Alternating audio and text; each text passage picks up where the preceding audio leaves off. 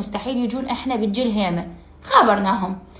فاطمة قيدار تكشف عن إنقاذها مع عائلتها من قبل الاستجابة السريعة لوزارة الداخلية.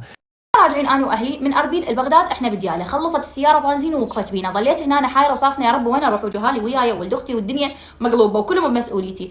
اهلي قالوا لي خابروا 911 وقلت لهم مستحيل يجون، احنا بتجي الهيمه. خابرناهم.